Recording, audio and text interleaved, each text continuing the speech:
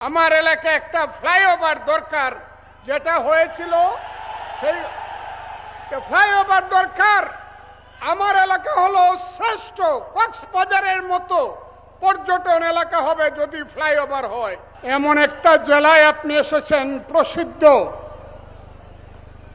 যার পূর্বে মেঘনা, কালনী, কুশিয়ারা, ধনু, পশ্চিমে ব্রহ্মপুত্র।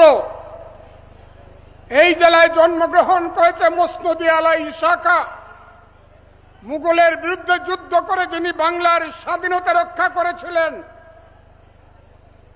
আপনি এসেছেন এই জেলায়, যে জেলায় জন্মগ্রহণ করেছে বাংলার প্রথম মহিলা কবি চন্দ্রাবতী, তার বাবা দ্বিজবংশী দাস। এই জেলায় আপনি এসেছেন যে জেলায় জন্মগ্রহণ করেছে আনন্দমোহন বোস। সত্যজিৎ রায়ের উপজেলায় আপনি গিয়েছিলেন। আপনি কিশোরগঞ্জে এসেছেন। এই জেলায় আপনাকে আমরা কিভাবে বরণ করব জানি না।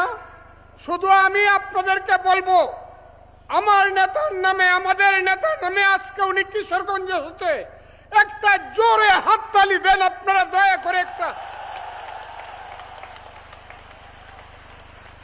আমি ভাটি অঞ্চলের মানুষ, 35টা উপজেলা নিয়ে আমি একটা মন্ত্রণালয় পার্লামেন্টে চেয়েছি। মাননীয় প্রধানমন্ত্রী, আমার ভাটি এলাকা সারা দেশ থেকে বিচ্ছিন্ন। আমার এলাকায় একটা ফ্লাইওভার দরকার, যেটা হয়েছিল সেই ফ্লাইওভার দরকার। আমার এলাকা হলো শ্রেষ্ঠ কক্সবাজারের মতো পর্যটন এলাকা হবে যদি ফ্লাইওভার হয়।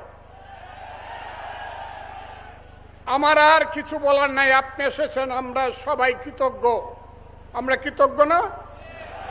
আমরা সবাই আনন্দিত। যারা আনন্দিত সবাই হাততালি দেন এবং হাত তুলে একটা হাততালি দেন। আমার বক্তব্য এখানেই শেষ।